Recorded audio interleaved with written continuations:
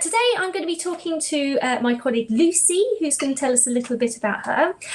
So hi Lucy, how are you doing? I'm good, thank you, Niki. Excellent. And Lucy, so yeah, I'm glad you are here. Just to say, because I forgot to do this in the last one, that Lucy works for the Fitzwilliam Museum, and so Lucy's going to tell us a little bit about her role and what she does and how she got into her position as well. So Lucy, let's talk about your job at the Fitzwilliam Museum and other places that we've just been discussing. What is it that you do and what do you enjoy about it?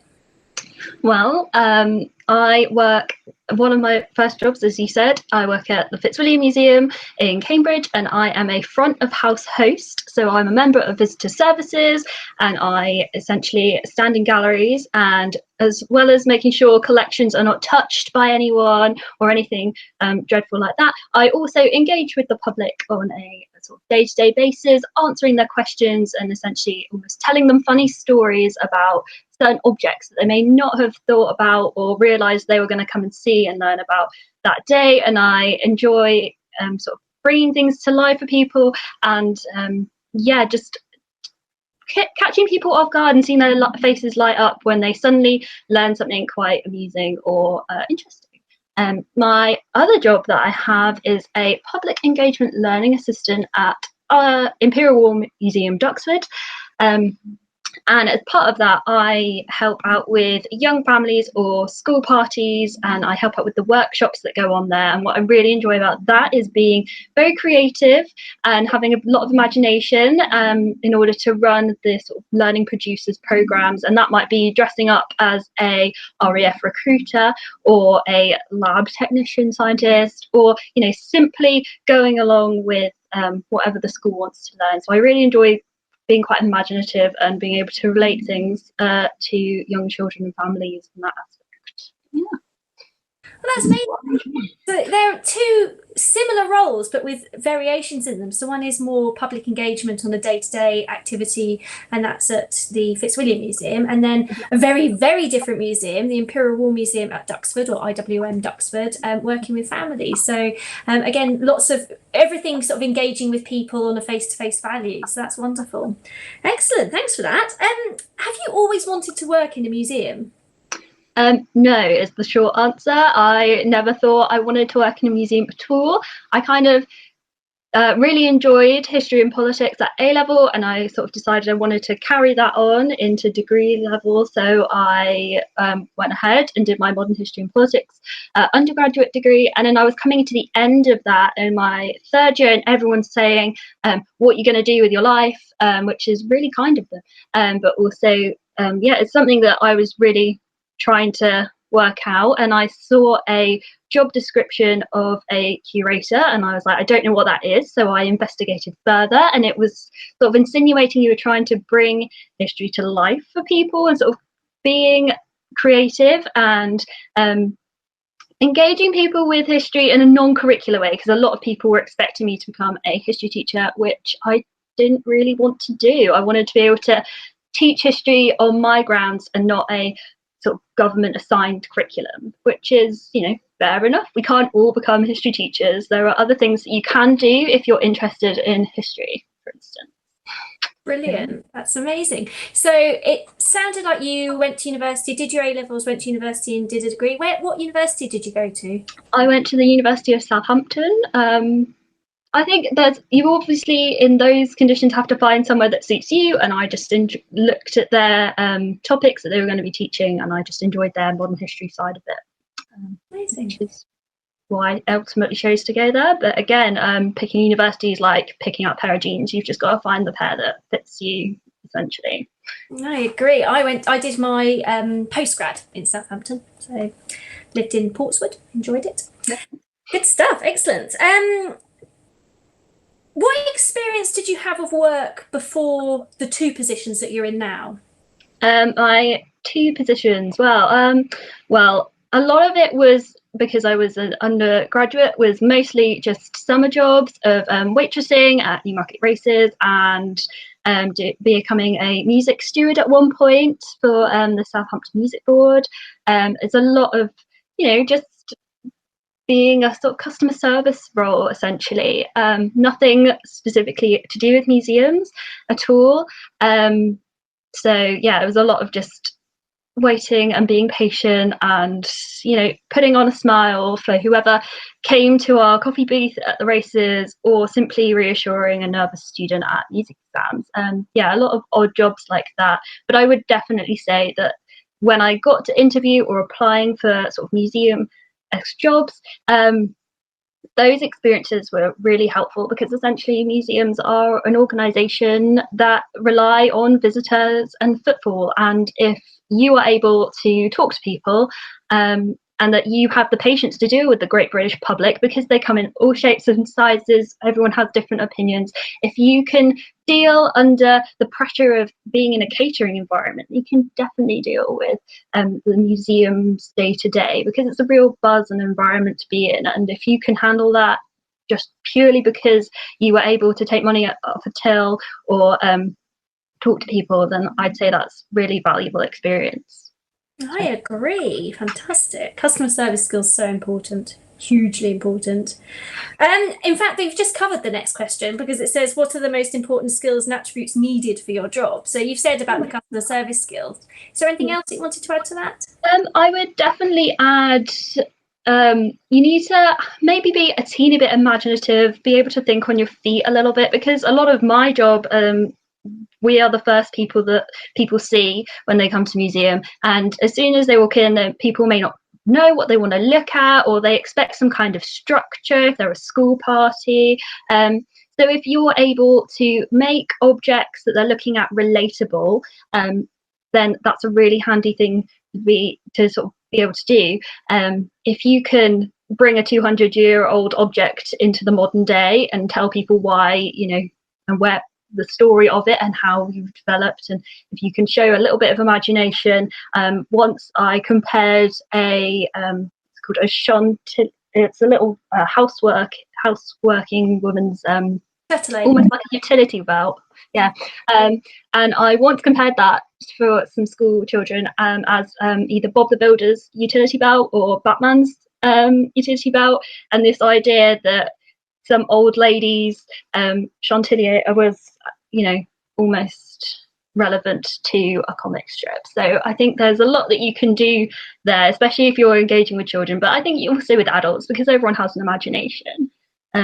Yeah, so I definitely encourage you, if you feel like you're quite a creative person, that museums would want you, definitely, because nowadays it's all about getting people interested about the past, which seems irrelevant, but obviously is super relevant regardless of who you are, and even if you don't know that.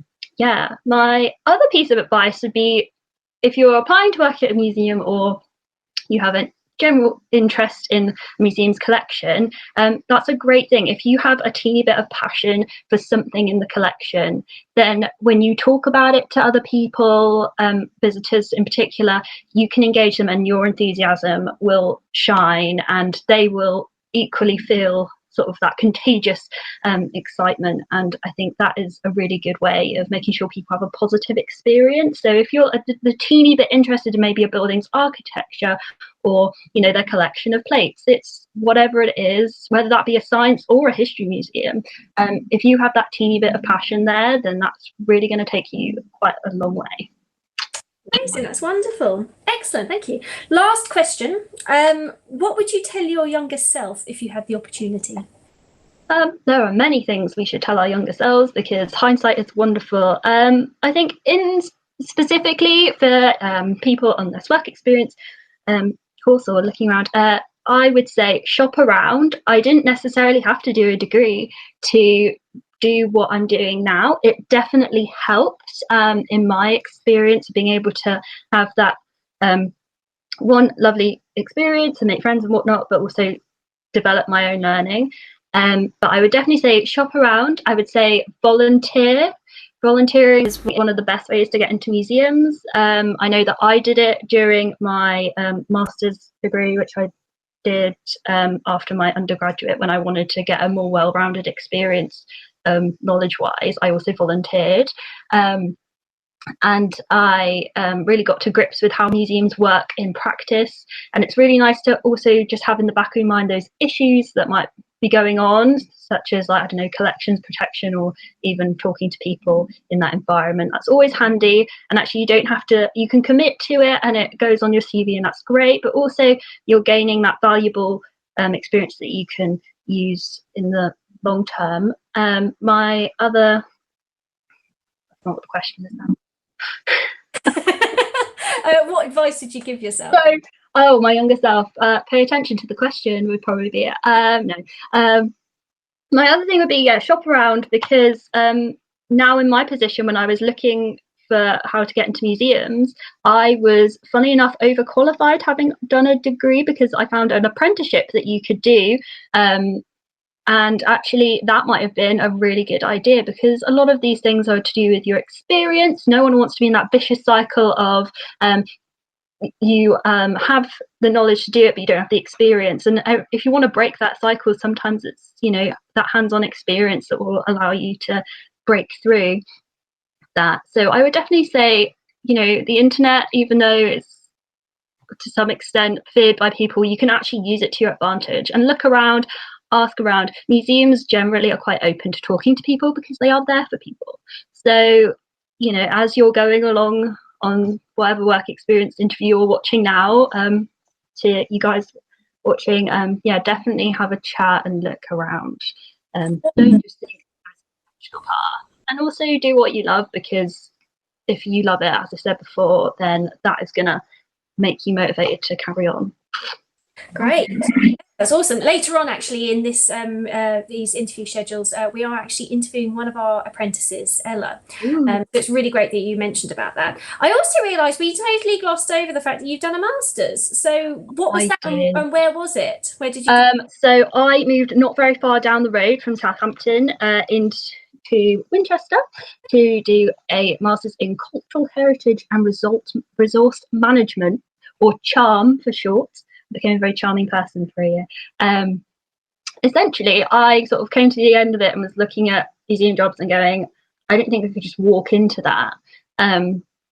Mainly because obviously I hadn't gone forward to the future to watch this, and obviously, but yeah, I thought, how I need to be able to prove to these employers in the future that I have knowledge and I can do that.